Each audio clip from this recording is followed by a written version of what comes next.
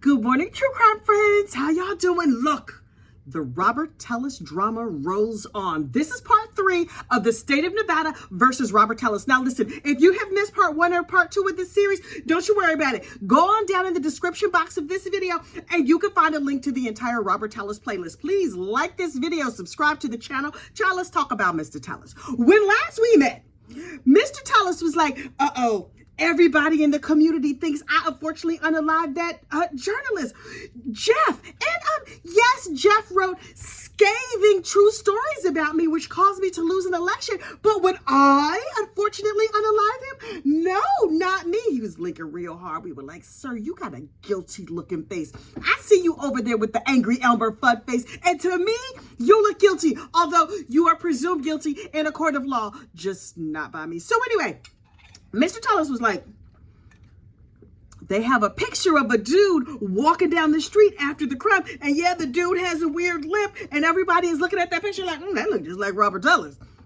But me, I'm looking at the pictures thinking, oh, that's terrible. It looks like a gardener or a lawn maintenance person that somebody might have unfortunately unalived the investigative journalist. Why ever would somebody do that? And then they were like, attention citizens of Clark County, we have a video of a van fleeing the scene. And so everybody in the community was like, we need to see exactly who has fled the scene. And so they show a picture of a maroon van. And I was like, hey, Robbie, hey, my man, look. You see that van on the news? My man, that looked just like your van. He was like, what? No, it cannot possibly be me because I was nowhere near that unalived scene. And me personally, I would never limp down the scene after a crime like that and get in a van that looks exactly like my wife's van, where possibly I might have unfortunately unalived somebody. What proof do you have it wasn't me? Stop talking about it. Let's how's the weather? And so everybody was like, okay, well, obviously he did it. Boop, boop, boop, boop, boop. Hello, Crime Stoppers. I know a dude. So folks was turning him in left, right, and center, and he was like, this is terrible. And the police were like, hey. Listen, we know you were no fan of investigative journalist Jeff German because he wrote scandalous, scathing, absolutely true stories about you and your corruption. And yes, you were trying to turn in some shady real estate agents. And even if those real estate agents were shady, you still might have unfortunately unalived this man. And Robert Tellis was like, I think you might have the wrong person. I'm going to go over to my house and try real hard not to look guilty.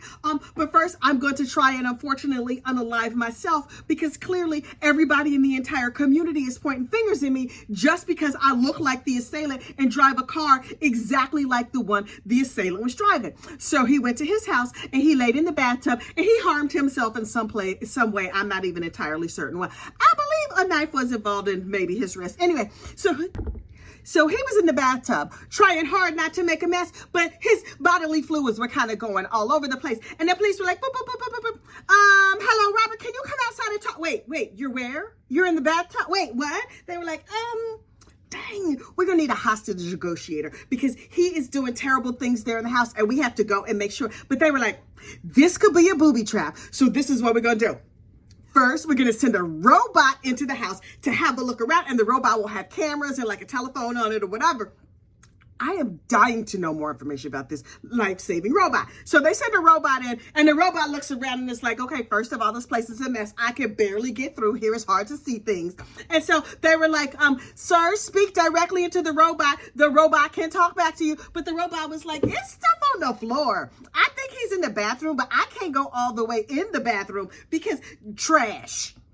And so they were like, dang, okay, Robert, hang on, stay on the phone with us. We are going to send a drone into your house. As he lays there in the bathtub, sanguinating every place. That means he was bleeding out. So anyway, they sent a drone into his house, and the drone, do you have a drone? No, look, my kids have drones, and it sounds like a horde of 1,000 bees. And so the drone like, bzzz, flies in, flies over the mess, steps over the robot. Now here's the thing, the drone is so loud that you cannot talk when the drone drone is in the room because it's real super loud. Also, you laying in the tub trying to sanguinate in peace, and a drone is there, and a robot is in your bedroom complaining about the mess on the floor, talking about how you a hoarder, honey. That robot was talking trash about him. I heard every single word of it. So anyway, finally they were like, okay, we see he dropped the deadly implement on the floor, and yes, he is covered in bodily fluids. That's great, because that's going to save us from having to get a DNA from this Mama Luke, because clearly he is acting super guilty. And they were like, okay, it looks to be safe in there. We're going to go in there with our body cam. And then we see the body cam. We see the police officer go up the stairs, look around, and be like, oof, robot girl, I see what you're talking about. He couldn't pick up. What if somebody came by? What if it was an emergency? You know his wife was at home because he left a mess. A wife would have been like, sir, honey, if you're going to unfortunately unalive yourself, you should at least pick up, because people going to be coming to the house to get you. So anyway, the police go in and they're like, are you okay? I mean, yes, thank you so much for sanguinating neatly down the drain, but we're going to have to rescue you. And so they wrap him in a sheet and they slide him down the stairs. They burritoed him up real nice. And then they were working on him and getting him all together, and they took him to the hospital. And he's just like, I don't know why people would think that I am guilty just because I did something that made me look extra strength guilty. And so they take him to the hospital and they fix him up. And his wife comes home and it's like, oh, wait. Oh, no. So the police were like, okay, nobody go in the house. We absolutely have to get a search warrant so we can look through every nook and every cranny of this man's house, because clearly he's super guilty. And we need to make sure we have all our ducks in a row and collecting things, right? And so his wife and kids come home and they're like, where is Daddy? Daddy didn't pick up. Daddy left his stuff everywhere. And the wife was like, shh, okay, baby, just be quiet. We're just going to sit here and listen to the nice policemen and do what they tell us to do. So the police start looking around and they were like, okay, aside from the wreck that this house is, I don't think, oh, wait. They have a recliner. Look. Those in the members only space know how much I love my lazy boy child. I live in my lazy boy chair. But this man, Mr. Robert Tellis, Tejas, depending on what you want to call him, turns out on his lazy boy, if you flip up the feet, there was a space underneath there, and he had a plastic bag. He took like a grocery bag, and he put the sneakers that he wore during the crime inside the chair, the lazy boy chair. He cut the toe off of one of the shoes. Why he do that? You think it maybe had stains on it of bodily fluids for that man? He unfortunately unalive over there at his house. Mr. Jeff Garman, I think so, yes. But anyway, they had one cut up shoe and one whole shoe tied in a plastic bag and stuck underneath the lazy boy. The violent a lazy boy. So the cop was like, we was looking around and we found them shoes in the bag under the lazy boy. His defense attorney got up and was like, okay, wait. Please allow me to continue my scraping the bottom of the barrel defense case. You say that you found these shoes in your house. I think they were planted. Ha ha. And the cop was like, yeah, nah, dog, that's not how it went down. And the cop was like, wait. The policies and procedures dictate that everybody's name has to go on a log. Is your name on this log? And the cop was like, I'm not in charge of the log. I just know I went and I collected the stuff and I turned it in to the lab. And the lawyer was like, if you will review the log, you will see your name is not here. What is your name? So the police officer says his name and he spells his name. And the defense attorney made a big deal about the fact that like anybody could have come. One of those Compass real estate agents could have unfortunately unalived the reporter and then come to Robert Tellis's house and slip the shoes underneath the lazy boy. Because that makes sense. Sir, have you ever heard of Occam's razor? I'm guessing no. So anyway, and then the defense attorney sits down and thinking he proved that this was a very sloppy investigation. And then the prosecutor got up and was like, hey, listen, spell your last name for me. So the cop spelled his last name. Now, it was an unusual last name, child. I don't remember what it was. And they said, and what is your first name? What's the first letter of your first name? And the officer says, first initial E, last name, whatever this unusual spelling was. The defense attorney was like, if you look at this list right here, do you see your name written down? Is your last name misspelled? Yes, it appears it's misspelled. They put your first initial and then your last name, and your last name is misspelled, but it shows here that you were there. And the defense attorney was like, oh. Well, you knew we was scraping the bottom of the barrel. What you want from us? And then there was another detective that was like, or crime scene technician that was like, we went in the garage. And we found a bag that had the hat that was worn during the crime, and it was all cut up. Also, we found the assailant carried like a gym bag, and we found that gym bag in Mr. Tellis's garage. And I was like, it's a lot of damning evidence in this man's house. And the defense attorney was like, do you see the pictures of the garage? There's a bag here, but the bag has a basketball and a baseball in it. And the crime scene investigator was like, yeah, but it's the same bag that was at the crime. The defense attorney was like, but at the crime, did the assailants carry a basketball or a baseball? Did you see them anyplace? And they were like, we recognized the bag and we took the balls out and set them to the side so that we could take the bag.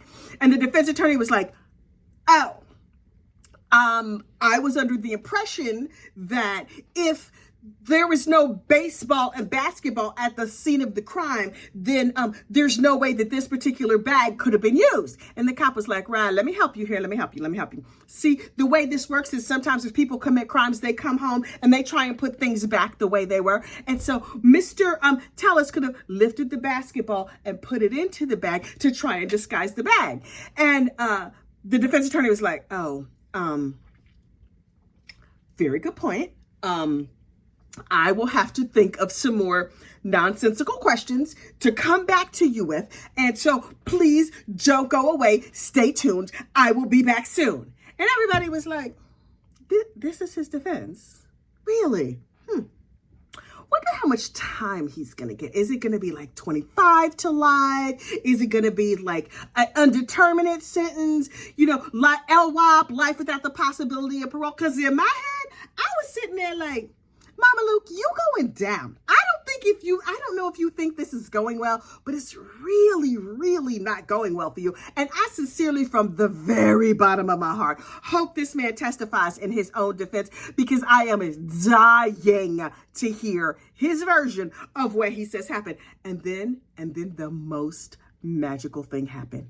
The jurors had questions. Honey, listen, the jurors asked questions that were really like, kind of no consequence, but when the jury can ask questions, it gives me life, because in my mind and in my spirit, I think, oh, what questions would I ask? First of all, I would say like, excuse me, Mr. Tellis, do you have a little Elmer Fudd on your daddy's side? Because to me, I'm looking at you right now and that big rounded bulbous hair with them 2 strings of hair. I mean, Elmer had them 2 strings. You don't even have them 2 strings, but you got an awful lot of real estate on your forehead. And so I'm wondering, is there some Looney Tunes on your daddy's side? I hope that's not offensive. I'm not trying to be Looney-ist or Tune-ist, but I'm just saying, you look like angry Elmer Fudd to me, but I understand you are suffering with RSF, resting stank face, find a cure. And I really will be at the benefit to help those with RSF. But I'm just really curious. Can you answer that for me? Something tells me he would not enjoy that question, and he is unlikely to answer. But really, from the bottom of my heart, that is the question that I have for this man. And so I'm just like, okay. Next, they were like, okay, there's going to be a sidebar. And they stood up there and I was like, what else? I just knocked over my cup of water. I wanted to know all of this man's business, every single last bit of his business. And the judge was like, okay, that's enough. We're going to wrap for the weekend. And I was like, for what? Don't we need to go on? Don't we just need to dig all up in his business no more?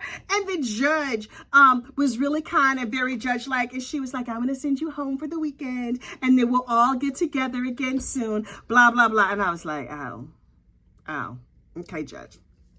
If you insist on us going and minding our own business. And she told them, don't be looking online and don't be going through the newspaper or whatever. And then she wrapped for the day. And I was like, oh. I wanted to be nosy and throw some more shade at Mr. Robert Tellis Tejas. But alas, that was all that happened on day 3 of the trial. So we're just going to have to wait and see what else comes out. I am absolutely certain that more will be revealed about Mr. Robert Tellis and the unfortunate unaliving of Jeff Garrick, that newspaper reporter that was telling all of his personal business. Please like this video, subscribe to the channel, and I will have more true crime for you soon. Bye.